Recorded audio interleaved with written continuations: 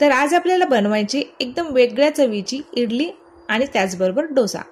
तुरीच्या डाळीचा डोसा आणि इडली बनवायची आहे। 1 फुलपात्र मी या ठिकाणी तुरीची डाळ घेतलेली आहे, 2 फुलपात्र इडलीचे तांदूळ। आता आपल्याला हे डाळ आणि तांदूळ एका बाउल मध्ये टाकून घ्यायचे आहे। एक 2 ते 3 वेळेस आपल्याला हे तांदूळ स्वच्छ धुवून घ्यायचे आहेत। तर एक 2 ते 3 वेळेस मी हे तांदूळ स्वच्छ धुवून घेतलेले आहेत। आता आपल्याला या तांदळामध्ये आणि डाळीमध्ये पाणी टाकायचे आहे। पाणी टाकून आपल्याला 5 ते 6 तास भिजू द्यायचे आहे। 5 ते 6 तास झालेले आहेत आणि आपले जे तांदूळ आणि डाळ आहे ते छान भिजलेले आहे, तुम्ही बघू शकता। आता यामधील पाणी काढून टाकायचे आहे आपल्याला आणि हे वाटून घ्यायचे आहे। तर मी या ठिकाणी मिक्सरचा एक जार घेतलेला आहे आणि यामध्ये आपण डाळ आणि तांदूळ छान बारीक अशी वाटून घेऊया। तांदळामध्ये आणि डाळीमध्ये आपल्याला थोडंसं पाणी टाकून हे वाटून घ्यायचे आहे। तर यामध्ये मी पाणी टाकून अशा पद्धतीने मिश्रण तयार करून घेतलेले आहे। आता हे सर्व मिश्रण आपल्याला एका बाउल मध्ये काढून घ्यायचे आहे। राहिलेले तांदूळ आणि डाळ आहे ते देखील मी मिक्सर मध्ये वाटून घेणार आहे। पोहे खायचा जो मोठा चमचा असतो त्या चमच्याने मी या ठिकाणी 3 चमचे पोहे घेतलेले आहेत। आता आपल्याला हे पोहे स्वच्छ धुवून घ्यायचे आहेत आणि थोडेसे भिजून घ्यायचे आहेत। या पोह्याचा देखील आपल्याला या मिश्रणामध्ये वापर करायचा आहे। पोह्यामुळे आपली जी इडली आहे ती एकदम सॉफ्ट आणि मऊ होते आणि जो आपला डोसा आहे तो देखील छान तयार होतो। डाळ आणि तांदळावरती आपल्याला भिजवलेले पोहे टाकून घ्यायचे आहेत आणि हे मिश्रण देखील आपल्याला बारीक असं वाटून घ्यायचं आहे। तर बघू शकता तुम्ही राहिलेले जे डाळ आणि तांदूळ आहेत त्याचबरोबर पोहे ते देखील आपण छान वाटून घेतलेले आहेत आणि सेम बाउल मध्ये आपण हे देखील मिश्रण काढून घेतलेले आहे। आता आपल्याला या मिश्रणाला एकदा छान फेटून घ्यायचं आहे। तर हातानेच मी हे मिश्रण व्यवस्थित फेटून घेतलेलं आहे। सर्व मिश्रण आपण एकजीव करून घेतलेलं आहे।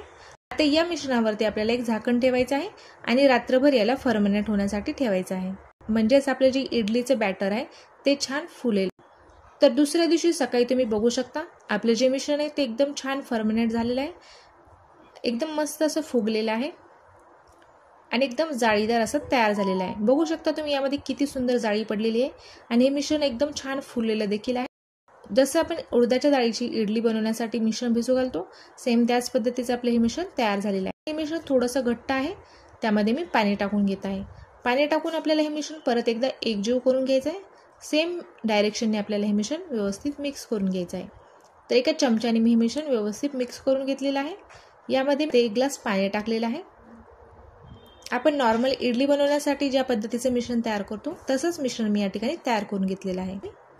आता यामध्ये आपल्याला चवीनुसार मीठ टाकायचं आहे आणि मीठ टाकून आपल्याला हे मिश्रण परत एकदा व्यवस्थित मिक्स करून घ्यायचं आहे।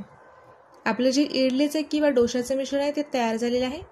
आता या ठिकाणी मी इडलीचे प्लेट घेतलेले आहे, त्याला आपण तेल लावून घेतलेलं आहे।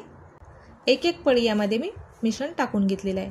पळी माझी या ठिकाणी छोटी आहे त्यामुळे मी एक एक पळी या ठिकाणी टाकत आहे। इडलीच्या दोन्ही प्लेटला मी तेल लावून घेतलेलं आहे सुरुवातीला। आता यामध्ये आपल्याला थोडं थोडं मिश्रण भरून घ्यायचं आहे। दोन्ही पात्रामध्ये आपण हे मिश्रण भरून घेतलेलं आहे। आपले जे इडली पात्र आहे ते मी गॅसवरती ठेवलेलं आहे, त्यामध्ये मी 1 ग्लास पाणी तापवण्यासाठी ठेवलेलं आहे। पाण्याला छान उकळी आलेली आहे। यामध्ये आता आपल्याला ह्या तयार केलेल्या इडलीच्या जे प्लेट आहेत त्या प्लेट ठेवून घ्यायच्या, त्यावरती झाकण ठेवायचं आहे आणि 10 मिनिट आपल्याला याला शिजू द्यायचं आहे। 10 मिनिटांमध्येच आपली इडली छान तयार होते। आपल्याला या ठिकाणी डोसा तयार करून घ्यायचा आहे। डोसा तयार करण्यासाठी गॅसवरती मी डोशाचा तवा ठेवलेला आहे, त्यावरती थोडंसं पाणी शिंपडून कपड्याने पुसून घेतलेलं आहे आणि तेल लावून देखील मी याला पुसून घेतलेलं आहे। तर मिश्रण मी तव्यावरती टाकून याला पसरून घेतलेलं आहे। हलक्या हाताने आपल्याला हे मिश्रण पसरून घ्यायचं आहे।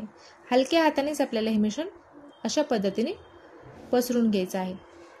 तर बघू आणि 2 ते 3 मिनिट आपल्याला याला छान भाजून घ्यायचं आहे। जेव्हा याच्या कडा लूज होतील तेव्हा आपल्याला हे काढून घ्यायचं आहे। तर बघू शकता तुम्ही 5 मिनिट झालेले आहेत। आपला जो डोसा आहे तो छान भाजलेला आहे। आता उलथण्याने आपल्याला याच्या कडा सोडून हा डोसा काढून घ्यायचा आहे। तर उलथण्याने मी हा डोसा काढून घेतलेला आहे। बघू शकता तुम्ही एकदम सुंदर कुरकुरीत क्रिस्पी असा आपला हा डोसा तयार झालेला आहे। अशाच पद्धतीने बाकीचे देखील डोसे मी तयार करून घेणार आहे। उडदाच्या डाळीचा वापर न करता तुरीच्या डाळीचा देखील आपला डोसा एकदम खुसखुशीत आणि कुरकुरीत असा तयार झालेला आहे। आता 10 मिनिट झालेले आहेत। आपण या ठिकाणी इडली पात्र उघडून घेऊया।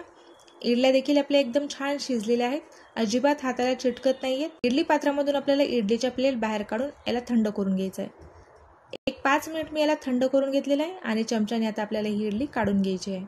बघू शकता तुम्ही एकदम सॉफ्ट, मऊ आणि एकदम जाळीदार अशी आपली ही इडली तयार झालेली आहे.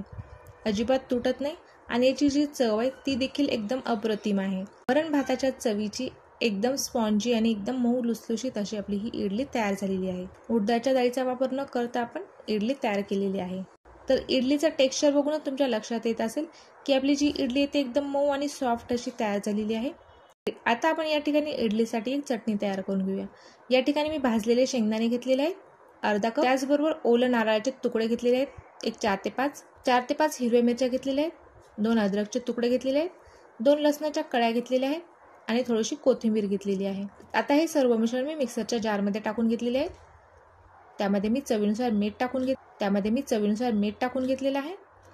त्याचबरोबर अर्धा चमचा मी या ठिकाणी जिरे देखील टाकलेले आहेत.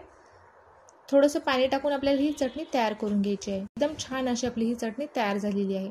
चटणीला तडका देण्यासाठी मी तडका पॅनमध्ये तेल गरम करून घेतलेलं आहे आणि जिरे मोहरीचा तडका तयार करून घेतलेला आहे. एकदम मस्त अशी आपली ही चटणी देखील तयार झालेली आहे. तुरीच्या डाळीची एकदम मऊ लुसलुशीत अशी आपली इडली तयार झालेली आहे आणि एकदम कुरकुरीत क्रिस्पी असा आपला डोसा देखील तयार झालेला आहे. तर तुम्हाला आजचा व्हिडिओ कसा वाटला ते कमेंट करून नक्की कळवा. भेटूयात अशीच एका छानशा रेसिपीसोबत. तोपर्यंत धन्यवाद.